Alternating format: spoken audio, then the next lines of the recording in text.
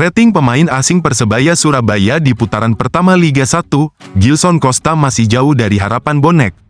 Persebaya Surabaya mencatatkan putaran pertama Liga 1 Indonesia 2024-2025 dengan hasil yang gemilang. Di bawah asuhan Paul Munster, Green Force meraih poin terbanyak sepanjang sejarah mereka di era Liga 1. Dari 17 pertandingan, Persebaya Surabaya mengumpulkan 37 poin hasil dari 11 kemenangan, 4 kali imbang, dan 2 kekalahan. Catatan ini menempatkan mereka di peringkat kedua klasemen sementara, memberikan harapan besar bagi bonek untuk paruh kedua musim ini. Meski demikian, tidak semua pemain menunjukkan performa yang sesuai dengan harapan, terutama Gilson Costa. Gelandang asal Portugal ini menjadi sorotan karena kontribusinya dinilai belum maksimal. Dari 6 pemain asing Persebaya Surabaya, Gilson Costa mendapatkan rating terendah berdasarkan data statistik putaran pertama Liga 1. Berikut adalah rating pemain asing Persebaya Surabaya di putaran pertama. Francisco Rivera memimpin dengan rating 7,64, disusul oleh Bruno Moreira dengan 7,48. Mohamed Rashid mencatat rating 7,33. Flavio Silva 6,97, Slavko Damjanovic 6,89, dan Gilson Costa berada di posisi terakhir dengan 6,73. Rating ini menunjukkan Gilson memiliki ruang besar untuk meningkatkan performanya di paruh kedua. Jika tidak, posisinya di skuad Persebaya Surabaya bisa terancam pada bursa transfer mendatang.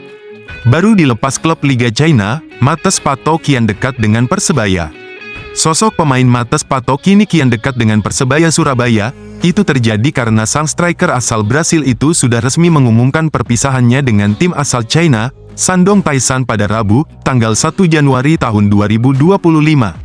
Terima kasih banyak Shandong Taishan, itu adalah sebuah kehormatan untuk mengenakan seragam ini untuk meraih banyak kemenangan. Sukses terus, kata Pato dalam unggahannya di Instagram. Kemana Mates Pato akan bermain selanjutnya? Kabar yang berhembus sejumlah klub di Indonesia mau menampungnya. Informasi dari dalam bahkan menyebut kalau Persebaya Surabaya berminat dengannya, apalagi Pato merupakan pemain yang bagus. Ia pernah dinobatkan menjadi top skor Liga 1 2022-2023 bersama Borneo FC lalu sebelum memilih ke Shandong Taishan China tahun berikutnya. Saat bersama Borneo FC, Mates Pato berhasil catatkan 25 gol dari 32 pertandingan untuk Borneo FC. Di Shandong Taishan, Mates Pato tak bisa berbicara banyak. Bomber berusia 29 tahun itu hanya mampu bukukan 1 gol dan 1 assist untuk Shandong Taishan. Hingga akhirnya, Mates Pato kembali ke Borneo FC dan langsung menarik perhatian lagi dengan 3 gol dari 3 laganya di Liga 1. Shandong Taishan memutuskan untuk merekrutnya kembali per tanggal 26 Juli tahun 2023 dengan durasi kontrak 1 musim sampai tanggal 31 Desember tahun 2024. Di musim kedua, performa Mates Pato lagi-lagi tak bisa berkembang. Mates Pato hanya mencatatkan 1 gol dan 2 assist dari 6 laga. Lini belakang Persebaya Surabaya banyak meninggalkan lubang. Pratama Arhan bisa jadi solusi usai dilepas Suwon FC. Suwon FC, klub Korea Selatan yang menjadi pelabuhan karir Pratama Arhan sejak awal 2024, baru saja resmi melepasnya. Keputusan itu diumumkan melalui media sosial klub pada Rabu, tanggal 1 Januari tahun 2025. Dalam pengumuman tersebut, Suwon FC menyampaikan ucapan terima kasih kepada Pratama Arhan atas dedikasinya. Pratama Arhan hanya bermain 2 kali selama membela Suwon FC. Dengan total waktu bermain 3 menit, ia tampil saat melawan Jeju United dan Pohang Steelers, namun gagal mendapatkan kesempatan lebih. Kini, masa depan Pratama Arhan menjadi perbincangan hangat di kalangan pencinta sepak bola Indonesia. Beberapa klub Liga 1 dikabarkan tertarik menggunakan jasanya, termasuk Persebaya Surabaya, Dewa United, dan Semen Padang.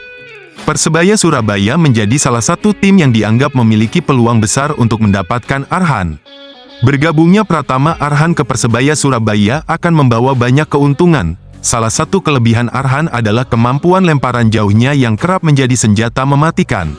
Musim ini, lini pertahanan Persebaya Surabaya menjadi sorotan karena sering kehilangan konsistensi. Kehadiran Arhan di sisi kiri diyakini mampu menutup kelemahan tersebut.